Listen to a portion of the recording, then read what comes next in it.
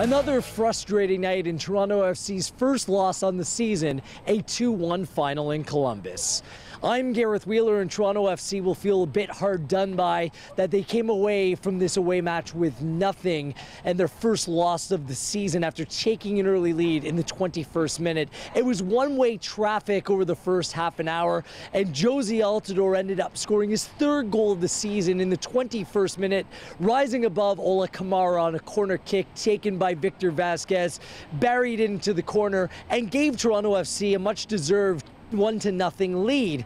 And it looked like Toronto FC would cruise from there, dictating proceedings throughout the early stages, but self-inflicted wounds, mistakes caught up to Toronto FC in the 37th minute, carelessly giving away the ball, and then going the other way, it was Kamara with the finish, and right before halftime, Columbus with the corner kick of their own, Justin Miram, far post after a Columbus Crew player won the ball in the box. Both players, their fourth goals of the season. Toronto FC went into the half down a goal. They were unable to make up that deficit despite all kinds of possession in the second half as well. But it's the mistakes, the carelessness, giving away those goals that had head coach Greg Vanney frustrated post-match.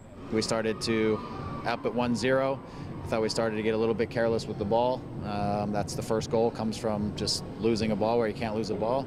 But that was a part of a little bit of a stretch where we were just not good enough with the ball, and because we were turning the ball over in bad spots, they were able to start to take over the game, and now we were having to make adjustments to them. For how we played in the first 30 minutes, it's a game that should be almost impossible to lose, and we managed in a span of 10 minutes at the end of the first half to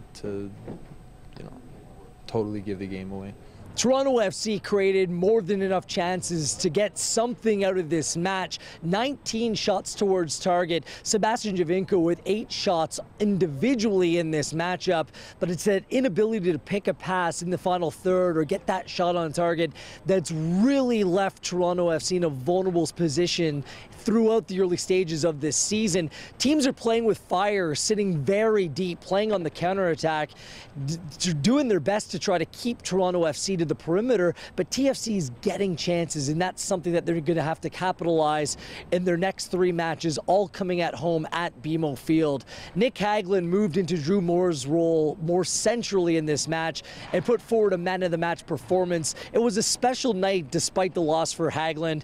He's from the state of Ohio. His family and friends drove up from Cincinnati, so there was a lot of people in attendance on this night that saw him put together what was a very good performance. Here's Nick's thoughts on how he filled in for Drew Moore in the central position.